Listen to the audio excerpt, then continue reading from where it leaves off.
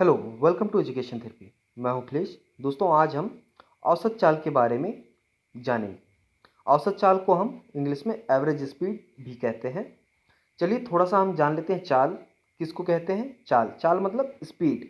Speed बराबर होता है हमारा दूरी बटे समय। यानी एक जो दूरी है उस दूरी को तय करने में जितना समय लगता है या किसी दूरी को तय करने में जितना समय लिया जाता है उसको हम चाल कहते हैं। जैसे मान लीजिए कि आज हम इस वक्त गोरखपुर में हैं और गोरखपुर से हम लखनऊ जा रहे हैं।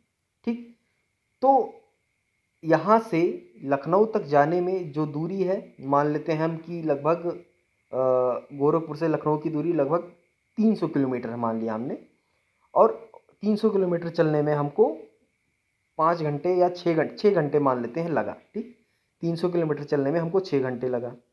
तो 500 किलोमीटर बटे 6 घंटे, 6 से हम उसको भाग कर देंगे तो हमारा क्या आ जाएगा, चाल आ जाएगा, यानी स्पीड आ जाएगा, उस गाड़ी की स्पीड आ जाएगी।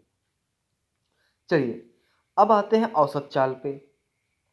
औसत चाल का मतलब होता है कि आने जाने में, किसी एक जगह से दूसरी जगह आने जाने में जो भी टोटल दूरी तय की गई है। ठीक, एक बिंदु से दूसरे बिंदु तक पहुंचने में जो भी टोटल दूरी गाड़ी के द्वारा तय की गई है उतना बटे उस दूरी को तय करने में जितना समय लगा। ठीक, टोटल दूरी जितना तय की गई है यानी चली गई है बटे जितना समय लगा, इसी को हम कहते हैं एवरेज स्पीड या औसत चाल। यहाँ पे जो टर्म लिखे होते हैं उनको जान लेते हैं।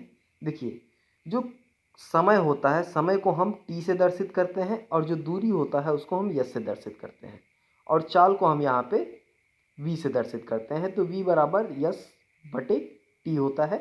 ये हमारा औसत चाल का फॉर्मूला होता है। यहाँ पे हम अभी उदाहरण देखेंगे, वहाँ पे हमको समझ में आ जाएगा कि औसत चाल हम कैसे निकालेंगे। यहाँ पे उदाहरण दिया गया है कि औसत चाल को समझने के लिए मान लेते हैं कि कोई कार है जो 2 घंटे में 100 किलोमीटर की दूरी तय करती है। तो अब इसका अगर औसत चाल हम निकालें तो हमको यहाँ पे क्या मिल गया, दूरी मिल गई 100 किलोमीटर। ठीक, और हमको जो टाइम लगा वो लगा 2 घंटे यानी 2 आवर। अब यहाँ से हम 2 से 100 को काटेंगे तो हमारे कितना आ जाएगा, 50, यानी 50 किलोमीटर प्रति घंटा हमारा आ गया एवरेज स्पीड। ठीक, यही आपको यहाँ पे दिख रहा है कि जो एवरेज स्पीड है वो आ गया हमारा 50 किलोमीटर प्रति घंटा। लेकिन क्या जो गाड़ी है वो एक ही 50 किलोमीटर प्रति घंटा की ही स्पीड से लगातार चलती रही? नहीं, ऐसा नहीं हो सकता। जो गाड़ी है वो कभी तेज चल रही होगी, कभी धीमे चल रही होगी। आप कहेंगे सर क्यों नहीं चल सकती? चल सकती है, बिल्कुल चल सकती है एक ही स्पीड में। लेकिन अगर आप सड़क पे चल रहे हैं तो कहीं आपको ट्रैफिक मिलेगा तो आपको वहाँ गाड़ी स्लो करनी पड़ेगी, कहीं आपको रास्ता खाली मिलेगा तो आप वहाँ गाड़ी और तेज चलाएंगे। तो एक निश्चित स्पीड में हम सड़क पे नहीं चल पाते। तो हम ये कह सकते हैं कि एक कांस्टेंट स्पीड से, एक निश्चित एक नियत स्पीड से कोई भी गाड़ी एक बिंदु से दूसरे बिंदु तक नहीं चलती। तो इसलिए हम उसका एवरेज स्पीड निकाल के बता देते हैं कि वो लगभग इस स्पीड से चल रहा होगा पूरे रास्ते। ठीक, इसी चीज़ को हम एवरेज स्पीड कहते हैं।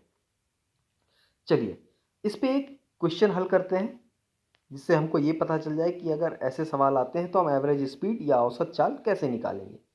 चलिए देखते हैं। प्रश्न है, एक वस्तु 16 मीटर की दूरी 4 सेकंड में तय करती है और पुनः 16 मीटर की दूरी 2 सेकंड में तय करती है, तो वस्तु की औसत चाल क्या होगी?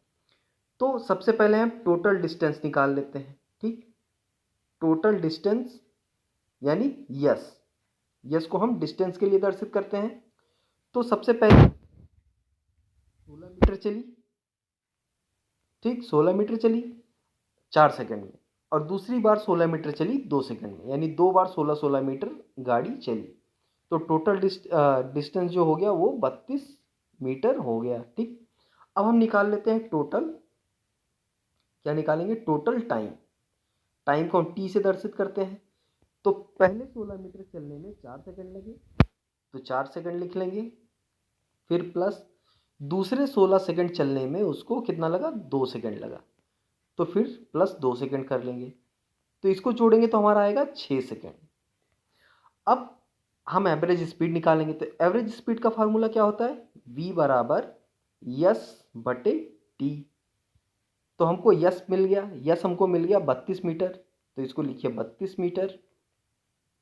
और हमको टाइम मिल गया कितना, 6 सेकंड, टाइम हमको 6 सेकंड मिला। अब इसको सॉरी, यहाँ पे सेकंड लिखेंगे, ठीक, 6 सेकंड। अब 6 से 32 को भाग करेंगे तो लगभग हमारा आएगा 5.333, ये आता जाएगा। और जो हमारी यूनिट आएगी वो आएगी मीटर प्रति सेकंड। तो ये हो गया हमारा एवरेज स्पीड, जो हमारा उत्तर होगा वो ये होगा 5.33 मीटर प्रति सेकंड। तो इस तरह से हम एवरेज स्पीड निकालते हैं। उम्मीद है आपको औसत चाल, एवरेज स्पीड जो टॉपिक है ये समझ में आया होगा। कहीं कोई दिक्कत है तो आप कमेंट बॉक्स में पूछ सकते हैं। अगर कोई चीज़ नहीं समझ में आती तो उसके लिए आप बेहिचक ज़रूर अपना प्रश्न है, जो दिक्कत है वो कमेंट बॉक्स में ज़रूर पूछिए, मैं उसको हल करने की पूरी कोशिश करूँगा। तो आज के लिए बस इतना ही, मिलते हैं नेक्स्ट वीडियो में, तब तक के लिए धन्यवाद।